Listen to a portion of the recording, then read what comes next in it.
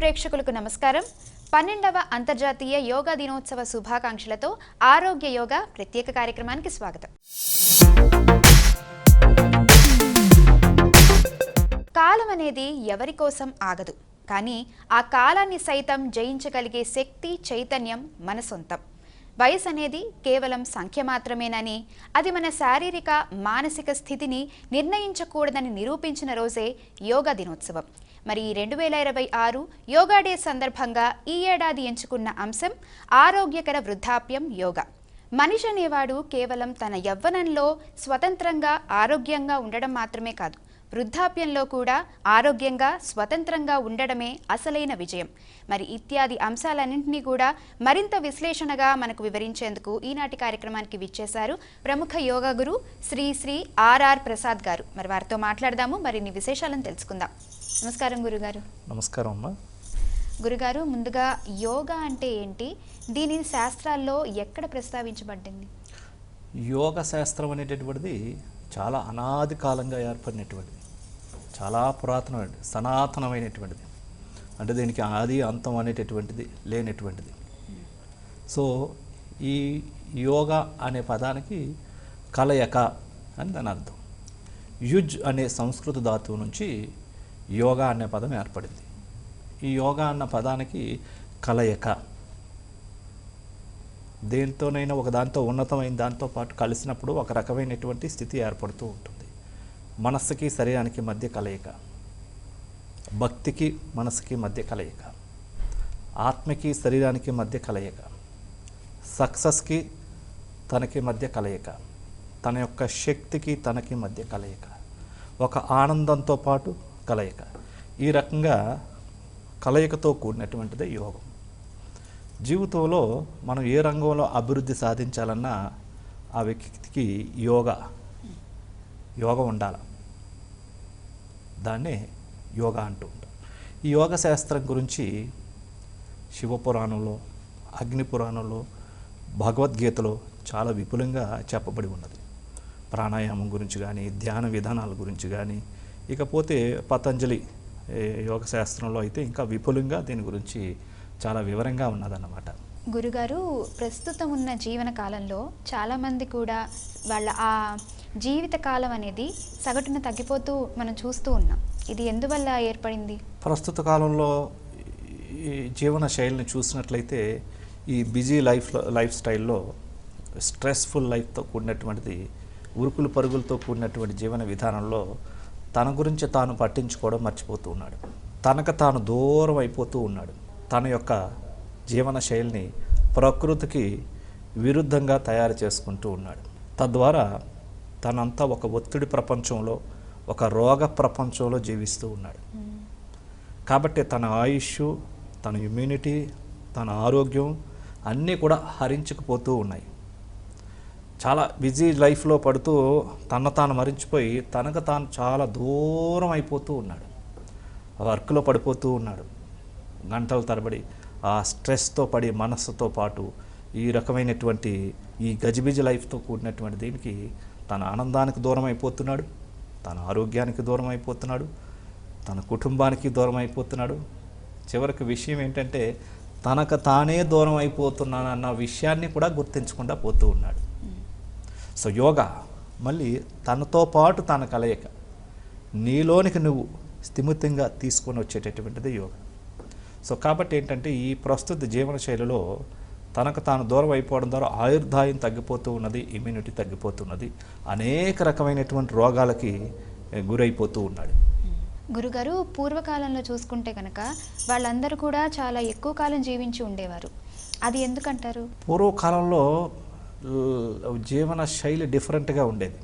వాళ్ళు ప్రకృతికి దగ్గరగా ఉండేటటువంటి వారు. వారు చేసేటటువంటి పనులు కానీ ఇవన్నీ కూడా యోగాకి చాలా దగ్గరగా ఉండేటటువంటివి. సో వాళ్ళ యొక్క ఉదాహరణకి ప్రొద్దున లేస్తూనే వాళ్ళు కొన్ని వ్యవసాయ పనుల మీదకి వెళ్ళేటప్పుడు వాకింగ్ కావచ్చు, అక్కడ వాళ్ళ సొంత పొలంలోనూ కూడా వాళ్ళు పని చేసేటప్పుడు ఆ ఎండకి వాళ్ళు పూర్తిగా ఆ ఎండ తగలడం కావచ్చు, లేకపోతే వాళ్ళు కొన్ని ఉడుపులు ఉడిచినప్పుడు కానీ, లేకపోతే వరి పంటలు ఇచ్చేసినప్పుడు కానీ నిల్చోవడం, వంగోవడం, ఇట్లా అనేక రకమైన పనులు ఒక పప్పు రువ్వడమే తీసుకున్నా సరే, లేకపోతే ఇల్లు వాకులు ఉడవడం అయినప్పటికీ కూడా అన్ని పనులు కూడా శారీరక వ్యాయామానికి సంబంధించినవిగా ఉండేవి. అందులోనే కొన్ని పర్వతాసనం, వృక్షాసనం, అర్ధచక్రాసనం, ఇంకా పోతే అన్ని రకాలైన చెక్కి చాలా ఆసనాలు సెట్ అయిపోతూ ఉండేవి. అంతేకాకుండా స్వచ్ఛమైన గాలి, మనసు నిండా చక్కగా ప్రశాంతత, శరీరం నిండా చక్కగా అలసట, వ్యాయామాలతో కూడుకున్న విధంగా ఉండేది. కాబట్టి నేచర్ ఎనర్జీని వాళ్ళు రిసీవ్ చేసుకున్న విధంగా ఉండేది. ఇప్పుడు ఈరోజు మనం చూసినట్లయితే చాలామందికి విటమిన్ డెఫిషియన్సీ అనేది ఏర్పడుతుంది, డి విటమిన్ డెఫిషియన్సీ. ఎందుకంటే ఆ సూర్యకాంతే తాగట్లేదు. పొద్దున్న ఎప్పుడో వాళ్ళు 7-8 గంటలకో 10 గంటలకో లేస్తారు. లేచిన తర్వాత కారులో ఏసీ ఉంటుంది, మెట్రోలో ఏసీ ఉంటుంది, ఆఫీస్లోకి వెళ్తారు, ఆఫీస్లో ఏసీ ఉంటుంది, మరలా ఎప్పుడో రాత్రి 12 గంటలకు వస్తూ ఉంటారు. ఇటువంటి సందర్భంలో సూర్యకాంతి తగలకపోవడంతో విటమిన్ డి లోపించి బోన్స్ అన్నీ వీక్ అయిపోతున్నాయి. మోకాల నొప్పులు, వెన్ను నొప్పులు, డిస్క్ ప్రొలాప్స్, మెడ కండరాలు, మెడ నరాల బోన్స్ అన్నీ అరిగిపోవడం. ఒకప్పుడు ఇన్ని రోగాలు కానీ లేవు, ఇన్ని రోగాలు లేవు, ఇన్ని సమస్యలు లేవు. ఎందుకంటే వాళ్ళు నేచర్కి దగ్గరగా ఉండేటటువంటి వారు. ప్రొద్దున లేస్తూనే సూర్య నమస్కారాలు, సూర్యారాధనలు ఇవన్నీ కూడా ఆచరించేటటువంటి వారు. అంటే వాళ్ళ జీవన శైలి ప్రకృతికి చాలా దగ్గరగా ఉంటూ ఉండేదన్నమాట. తద్వారా వారి ఆయుర్దాయం కూడా సుమారుగా 90 సంవత్సరాల నుంచి 100 సంవత్సరాలు, 105 సంవత్సరాలు కూడా జీవించినటువంటి వారు ఉన్నారు. మా తాతయ్య గారు అయితే 100 సంవత్సరాల పైనే జీవించారు. మా నాన్నగారు కూడా 90 సంవత్సరాల పైనే జీవించారు. సో కాబట్టి అప్పుడు వాళ్ళ లైఫ్ స్పాన్ చాలా ఎక్కువగా ఉంటుండేది. ఎయిర్ కూడా చాలా ప్యూరిఫికేషన్గా ఉండేది. అలాగే వాటర్ కానీ, ఇప్పుడంతా పొల్యూటెడ్ అయిపోయింది కదా, వాటర్ కానీ లేకపోతే ఎయిర్ కావచ్చు, ఇవన్నీ కూడా పూర్తిగా కలుషితం అయిపోయాయి. మనుషులు మొదలుకొని, మనసులు మొదలుకొని, ఎయిర్ మొదలుకొని, వాటర్ మొదలుకొని అంతా ఇది. కాబట్టి ఇటువంటి సందర్భంలో తనకు తాను ప్రత్యేకమైన కేర్ తీసుకోవాల్సిన ఆవశ్యకత ఎంతైనా ఉంది. పూర్వకాలంలో జస్ట్ అలా నేచర్తో పాటు ఉంటే అన్నీ ఆటోమేటిక్గా అయ్యాయి. ఇప్పుడు అన్నీ పొల్యూటెడ్ అయిపోయాయి. కాబట్టి ఇప్పుడు ప్రత్యేకమైన శ్రద్ధ అవసరం. ప్రతిరోజు కొన్ని ప్రాణాయామాలు చేయడం కావచ్చు, లేకపోతే మంచి ఆహారం తీసుకోవడం కావచ్చు, ప్రతిరోజు కొన్ని వ్యాయామాలు చేయడం కావచ్చు, ఈ ధ్యానం చేయడం కావచ్చు. ఈ రకమైన ప్రత్యేకమైన శ్రద్ధను పెట్టకపోతే తను ఇంకా పూర్తిగా చాలా రుగ్మతల పాలైపోయే అవకాశాలు ఎక్కువగా ఉంటాయి. గురుగారు, ఈ కాలంలో చూసుకుంటే చాలామందికి కూడా హార్మోనల్ ఇంబ్యాలెన్స్ అనేది చూస్తూ ఉన్నాము. దీన్ని నియంత్రించడం ఎట్లాగా? ఈ స్ట్రెస్ లెవెల్స్ అనేటటువంటి పెరిగిపోవడం ద్వారా మానసిక ఒత్తిడి అనేటటువంటిది శరీరం మీద ప్రభావం కలుగజేస్తూ ఉంటుంది. తద్వారా శరీరంలో హార్మోన్స్ ఇంబ్యాలెన్స్ రావడం, వీటి యొక్క ప్రభావం గ్రంథుల మీద పడడం, గ్లాండ్స్ అన్ని సరిగా పనిచేయకపోవడం, తద్వారా వివిధమైనటువంటి అవయవాల పనితీరు సరిగా లేకపోవడం, తద్వారా వివిధమైన శారీరక రుగ్మతలు రావడం, వీటిని సైకోసోమాటిక్ డిజార్డర్స్ అంటారు. ఈ మానసిక రకమైనటువంటి వ్యాధుల యొక్క ప్రభావం శరీరం మీద వివిధమైన గ్రంథులపైన పడి శరీరం పనిచేసే విధానం కూడా దెబ్బతింటూ ఉంటుంది. కాబట్టి ముఖ్యంగా వీరు కొన్ని ప్రత్యేకమైన యోగా ప్రక్రియలు చేయాలి. ముందు మానసిక ఒత్తిడి తగ్గించుకోవాలి. అది తగ్గించుకోకుండా మీరు ఎన్ని మెడిసిన్స్ వాడతానన్నా సరే అది ఎప్పటికీ సెట్ కాదు, క్యూర్ కాదు. అది ప్రారంభంలో కొద్దిగా తగ్గినట్టుగా అనిపిస్తూ ఉంటుంది, కానీ అది పర్మనెంట్ క్యూర్ కాదు. వాటికి యోగా ప్రక్రియలో కొన్ని ప్రత్యేకమైన ధ్యాన ప్రక్రియలు, ముద్రలు, ఆసనాలు, ఆహారపు అలవాట్లతో కూడినట్టు ఇవన్నీ కూడా చేసుకున్నట్లయితే కనుక ఈ హార్మోన్స్ ఇంబ్యాలెన్స్ అనేటువంటిది సెట్ అవ్వడానికి అవకాశం ఉంటుంది. ప్రస్తుత కాలంలో ఇప్పుడున్న స్త్రీలకి ఈ సమస్య చాలా ఎక్కువగా ఉన్నది. Hormones imbalance, gynaec problems, thyroid problems, ఈ రకమైనటువంటివన్నీ చాలా ఎక్కువ మంది సఫర్ అవుతూ ఉన్నారు.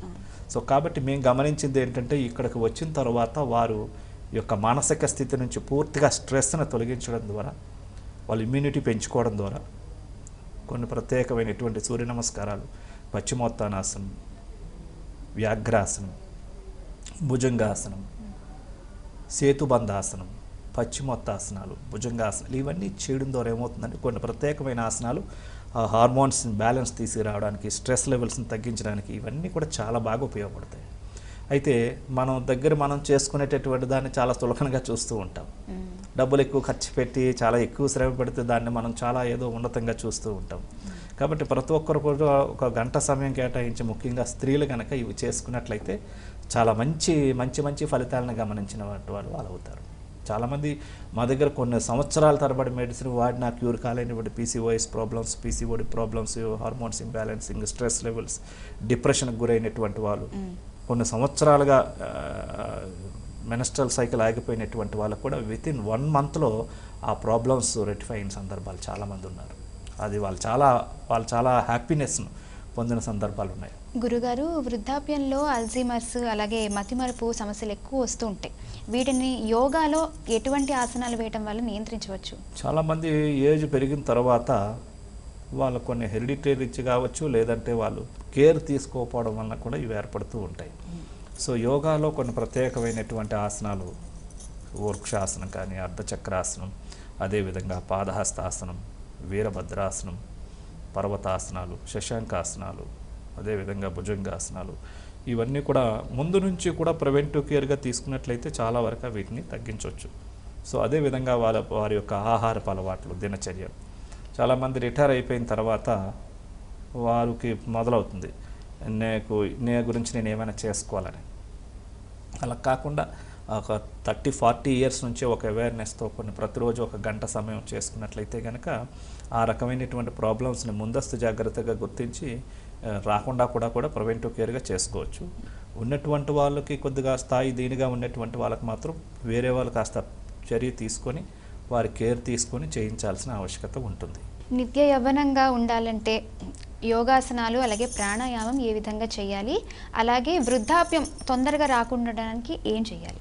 ఈ యోగాసనాలు అనేటటువంటివి వృద్ధాప్యం రాకుండా ఉండడానికి, యవ్వనంతో ఉండడానికి, ఎనర్జెటిక్గా ఉండడానికి, ఆరోగ్యవంతంగా ఉండడానికి ఈ యోగా, ప్రాణాయామాలు, ధ్యానాలు ఇవన్నీ కూడా చాలా అద్భుతంగా పనిచేస్తాయని చెప్పవచ్చు. ఇవి ముఖ్యంగా శరీరంలో ఉన్న టాక్సిన్స్ను తొలగించి, వ్యర్థ పదార్థాలను తొలగించి, మానసిక ఒత్తిడిలను తొలగించి, రక్త ప్రసరణ బాగా మెరుగుపరిచి, బాడీలో అన్ని కండరాలని అంతా కూడా చక్కగా బలోపేతం చేసి, శరీరాన్ని అంతటిని కూడా నిత్య యవ్వనంతో, మనస్సు నిత్య నిర్మలంగా, హ్యాపీనెస్తో ఉండడానికి ఈ యోగా చాలా బాగా ఉపయోగపడుతూ ఉంటుంది. సో ఇది దైనందిక జీవితంలో ఏర్పడుతున్నటువంటి స్ట్రెస్, టెన్షన్, యాంగ్జైటీస్ వీటన్నిటితో కూడా ప్రతిరోజు కూడా మనిషి యొక్క ప్రాణశక్తి, యవ్వనం, ఆరోగ్యం క్షీణింపబడుతూ ఉన్నది. తను అనుకుంటూ ఉన్నాడు జీవిస్తున్నానని, కానీ రోజు రోజుకి తాను మరణిస్తున్నాడు అన్న సంగతి తాను గుర్తించడం లేదు. ఏదో పెద్ద మేజర్ ప్రాబ్లం వచ్చిన తర్వాత, లేకపోతే ఏదైనా ఇది వచ్చిన తర్వాత చాలా కంగారు పడిపోతున్నాడు. కానీ ఇప్పుడున్న పరిస్థితుల రీత్యా సంఘటనలు కావచ్చు, మానసిక ఒత్తిళ్ళు కావచ్చు, మనస్సుని కృంగదీసేస్తున్నాయి, బాడీలో ఇమ్యూనిటీని తీసేస్తున్నాయి. అది ఎవరూ గుర్తించట్లేదు. ఇప్పుడు మనం శ్వాసను తీసుకున్నాం అనుకోండి, తీసుకున్న శ్వాస కొద్ది క్షణాల్లో బయటకు వచ్చేస్తుంది. మంచినీళ్ళు తీసుకున్నాం, ఆ మంచినీళ్ళు కూడా కొన్ని గంటల్లో మరలా బయటకు వచ్చేస్తాయి. ఆహారం తీసుకున్నాం, మరలా 24 గంటల లోపల అవి బయటికి మల విసర్జన ద్వారా పోతూ ఉంటాయి కదా. లేకపోతే అది చాలా సమస్యతో కూడినటువంటి, అనారోగ్య సమస్యతో కూడినటువంటిది. తీసుకున్న శ్వాస బయటికి రాలేదు అంటే జీవనం అక్కడితో క్లోజ్. తీసుకున్న నీరు కూడా సరిగా యూరినరీ సరిగా రావట్లేదు అంటే అది చాలా పెద్ద మేజర్ ప్రాబ్లం. అదేవిధంగా తీసుకున్న ఆహారం డైజెషన్ కాలేదంటే కూడా అది కూడా చాలా పెద్ద సమస్య. ఇలా మనం ప్రతిరోజు తీసుకునేవన్నీ ఆటోమేటిక్గా వెళ్తూ ఉన్నాయి. కానీ ప్రతిరోజు మనం ఎంతో మానసిక ఒత్తిడికి గురవుతున్నాం, స్ట్రెస్కి గురవుతున్నాం, యాంగ్జైటీకి గురవుతున్నాం, కోపానికి గురవుతున్నాం, దుఃఖానికి గురవుతున్నాం, భయానికి గురవుతున్నాం. కొన్ని సంఘటనల ద్వారా మనస్సు, ఇవన్నీ కూడా మనస్సులోనే ఉండిపోయాయి. అవన్నీ కూడా ఇందాక చెప్పినట్టుగా శరీరంలో గ్రంథుల పైన దెబ్బతీస్తాయి, హార్మోన్స్ పైన, వివిధమైన భాగాలపైన అవన్నీ అలా ఉండిపోతున్నాయి. యోగా చేస్తే ఏమవుతుందంటే ఆ మానసిక ఒత్తిడిని బయటికి రిలీజ్ చేసేస్తాం. ఇప్పుడు మనం బయటికి వెళ్ళాం, ఫర్ ఎగ్జాంపుల్, చిన్న ఎగ్జాంపుల్ చెప్తాం. జస్ట్ ఊరికే ఒక 5 నిమిషాలు మనం మెయిన్ రోడ్ మీద నడిచి వస్తే మనకు చాలా డస్ట్ మనకు కనిపించదు, కానీ చాలా డస్ట్ మనకి ఇది అవుతూ ఉంటుంది, కంటికి కనపడదు. అట్లనే మనం మనిషి ఇప్పుడున్న జీవన శైలిలో ఎక్కడికి వెళ్ళిన అవసరం లేదు, ఇంట్లో ఉంటే చాలు. ఇంట్లో కుటుంబ సభ్యులతో కొన్ని రకాలైనటువంటి సంఘటనలు జరిగినప్పుడు కూడా కొన్ని మాటల ద్వారా బాధకు గురవుతూ ఉంటుంది. ఆఫీసులో జరిగిన వర్క్ లోడ్ కావచ్చు, లేకపోతే మీటింగుల ద్వారా కావచ్చు, లేకపోతే ఆ బాస్ ఒక మాట అంటూ ఉండొచ్చు, మైండ్ చాలా ఎక్కువగా ఆలోచించేస్తుంది, ఆ రోజు రాత్రి నిద్రపోదు. అంటే ఏమన్నట్టు ఆ బాధ మనస్సును వెంటాడుతూ ఉన్నది. సో ఇలాంటివన్నీ కూడా రోజు రోజుకి తన యొక్క ఇమ్యూనిటీని, తన యొక్క శక్తిని, తన యొక్క ఆరోగ్యాన్ని, తన యొక్క యవ్వనాన్ని, తన యొక్క కంప్లీట్ జీవితాన్ని క్షీణింపచేస్తుంది. కాబట్టి రోజు రోజుకి మరణిస్తున్నాడు. యోగ సాధన ఏం చేస్తుందంటే రోజు రోజుకి వికసింపచేస్తుంది. మీరు కొంతమంది సెలబ్రిటీస్ని చూడండి, వాళ్ళ యొక్క ఇంటర్వ్యూస్ ఎప్పుడైనా చూడండి, వాళ్ళ కోసం వాళ్ళు ప్రతిరోజు బ్రహ్మముహూర్త సమయంలో వాళ్ళకు ప్రత్యేకమైన శ్రద్ధ తీసుకుంటారు. ప్రత్యేకమైన శ్రద్ధ తీసుకోవడం అంటే శరీరానికి శిక్షణ ఇవ్వడం, మనస్సుకి విశ్రాంతిని ఇవ్వడం, మైండ్కి బ్యాలెన్సింగ్ ఇవ్వడం, సరైనటువంటి గోల్ ఏర్పరచుకోవడం, బాడీలో ఇమ్యూనిటీని పెంచడం, ముందు రోజు ఏర్పడినటువంటి ఆందోళనలు కావచ్చు, కొన్ని సంఘటనల యొక్క ప్రభావం తీసేయగలగడం, శారీరక అలసట తీసేయగలగడం, కొత్త శక్తిని మనం మళ్ళీ పునరుద్ధరించడం ద్వారా రోజు రోజుకి వికసిస్తూ యవ్వనంతో ఆరోగ్యంగా ఉండడానికి యోగ సాధన ఒక అద్భుతంగా పనిచేస్తుంది. అందుకని మేము యాంటీ ఏజింగ్ యోగా అని ప్రోగ్రామ్ ఇస్తుంటాం. చాలామంది మీ వయసు ద్వారా మీ వయసుని డేట్ ఆఫ్ బర్త్నే లెక్క వేసుకుంటూ ఉంటారు.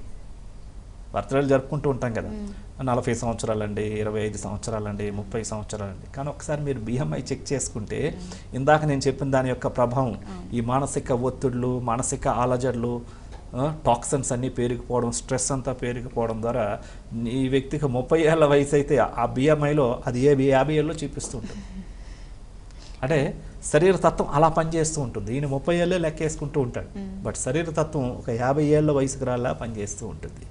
మేము గమనించింది ఏంటంటే మా స్టడీలో ఈ కొన్ని ప్రత్యేకమైన ప్రాణాయామాలు, అమృతాహారాలు, ధ్యాన ప్రక్రియలు ఎవరెవరైతే చేశారో వాళ్ళకి మళ్ళా మేము ప్రతి 15 డేస్కి ఒకసారి ఆ బిఎంఐ చెక్ చేస్తే గమనించింది ఏంటంటే వాళ్ళ వయసు కూడా ఎక్సెస్ ఏజ్ ఏదైతే ఉందో దాన్ని మళ్ళీ నిదానంగా తగ్గిపోవడం గమనించాం. అలాగే కొన్ని 10 సంవత్సరాల నుంచి చేసినటువంటి వాళ్ళు ఎవరైతే ఉన్నారో వాళ్ళు ఇంకా యువకల్లా కనిపించినటువంటి సందర్భాలు ఉన్నాయి. కొంతమంది సెలబ్రిటీస్ కావచ్చు, వీళ్ళందరూ కూడా. సో అంత చేంజెస్ని తీసుకొస్తూ ఉంటుంది.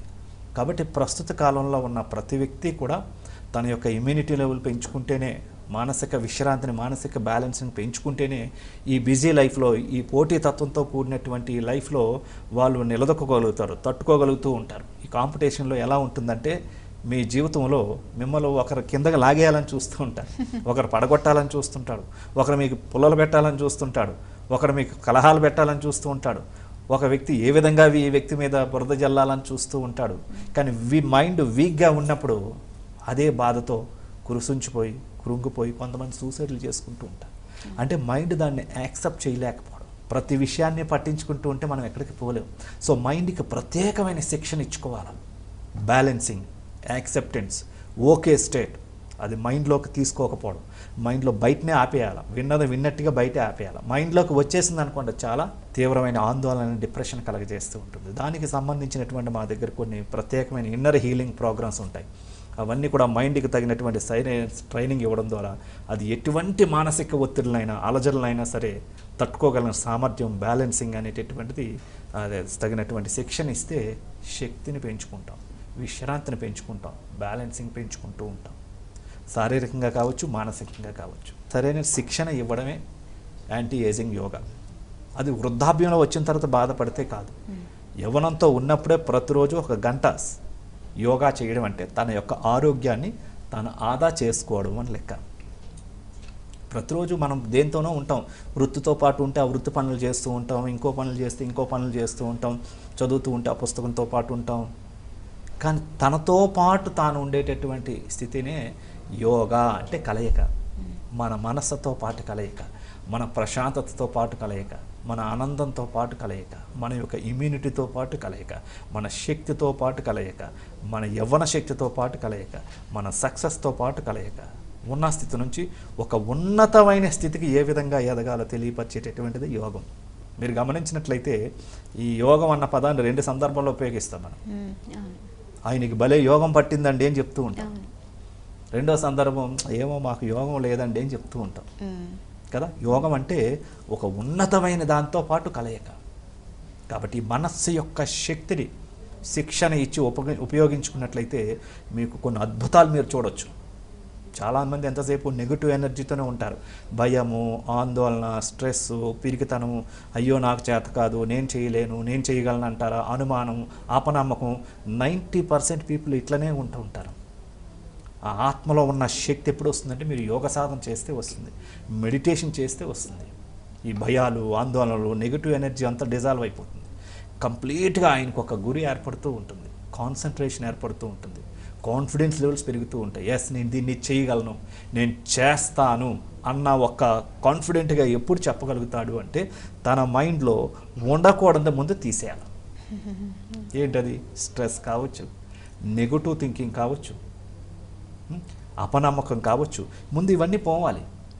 ఇవన్నీ చేయకుండా ఊరికే నేను ఏదో 2 ఆసనాలు వేసేస్తాను, ఏదో కూర్చొని ధ్యానం చేస్తానంటే కాదు. దానికి పంచకోశ శుద్ధి అని ఒక ప్రక్రియ ఉంది. మనోమయ కోశ శుద్ధి, అన్నమయ కోశ శుద్ధి, ప్రాణమయ కోశ శుద్ధి, విజ్ఞానమయ కోశ శుద్ధి, ఆనందమయ కోశ శుద్ధి అని ఒక ప్రత్యేకమైన ప్రక్రియ ఉంది. ఆ ప్రక్రియల ద్వారా మొత్తం మైండ్ని, బాడీని ప్యూరిఫై చేయగలిగినాడు. ఎటువంటి డిసీజన్ అయినా సరే, ఎటువంటి డిప్రెషన్ అయినా సరే 2-3 వారాలను పూర్తిగా తొలగించుకోవచ్చు. అది మేము గత 30 సంవత్సరాలుగా కొన్ని లక్షల మందికి మేము ప్రాక్టికల్గా చూసిన సందర్భాలు. కాబట్టి కేవలం యోగా అంటే ఆసనాలు వేయడమే అని అనుకుంటూ ఉంటారు. అది యోగాలో అతి కొద్ది భాగం మాత్రమే. చాలామంది చూసేటటువంటివి అవి కాకుండా మన అంతర్గత శక్తుల్ని ప్రేరేపించి దానితో మనం ఎలా ఉపయోగించుకోవాలనే టెక్నికల్ తెలుసుకోగలిగితే ఆ వ్యక్తి జీవితంలో కొన్ని అద్భుతాలు చూడగలుగుతూ ఉంటాడు. సో కాబట్టి ప్రతి వ్యక్తి కూడా తన యొక్క అద్భుతమైన దాంతోపాటు కలయికే యోగం. దాన్ని చేరుకోవాలంటే ప్రతి ఒక్కరు కూడా యోగా చేయాలి. చాలామంది ఎందుకు చేస్తారంటే ఈ బీపీ తగ్గడం కోసం, ఈ థైరాయిడ్ తగ్గడం కోసం, పీసీఓడి తగ్గడం కోసం, ఒక 4 కేజీలు బరువు తగ్గడం కోసం చేస్తుంటారు. ఇవి చాలా తక్కువ స్థాయికి సంబంధించినటువంటి. వీళ్ళ జీవిత ప్రయాణం అంతా కూడా రుగ్మతలు తగ్గించుకోవడంలోనే ఉంటుంది. అది కాదు యోగా యొక్క ముఖ్య ఉద్దేశం. మీ లక్ష్యాన్ని మీరు చేరుకోవడానికి మీకు ఒక గోల్ ఎలా ఉండాలి, మీ బ్యాలెన్సింగ్ ఎలా ఉండాలి, కొన్ని నెగటివ్ సిచ్యువేషన్స్ ఏర్పడినప్పుడు ఎలా యాక్సెప్ట్ చేయాలి, తట్టుకోగలిగిన శక్తిని పెంచుకోవడం, యాక్సెప్టెన్స్ మైండ్కి ఆ రకమైన తీసుకురావడం, బ్యాలెన్సింగ్ తీసుకురాడు, సమతుల్యతతో ఉండగలుగుతూ ఉంటాడు. దీనికి సంబంధించి జీవన శైలిలో మార్పులు తీసుకొచ్చినప్పుడే కొన్ని డిసీజ్ క్యూర్ అవుతూ ఉంటాయి. కేవలం యోగాసనాలు చేయడం ద్వారా కూడా కాదు. ఎందుకంటే ప్రస్తుత కాలంలో చాలామందికి లైఫ్ స్టైల్ డిసీజెస్ ఎక్కువయ్యాయి. అంటే జీవన శైలి మారాలి. జీవన శైలి అంటే ప్రతిరోజు 4 ఆసనాలు వేసేయడం లేకపోతే ధ్యానం చేసుకోవడమే కాదు. కొన్నివన్నీ కూడా ఆలోచించే విధానం, మాట్లాడే విధానం, రిసీవ్ చేసుకునే విధానం. గురుగారు, యోగా డే సందర్భంగా ఈనాటి కార్యక్రమంలో ప్రేక్షకులకు యోగా యొక్క ఆవశ్యకతను చాలా చక్కగా వివరించారు. ధన్యవాదాలు. వీక్షించారుగా, ఇది ఈనాటి కార్యక్రమం. మరో కార్యక్రమంతో మళ్ళీ కలుసుకుందాం. అంతవరకు సెలవు. నమస్కారం.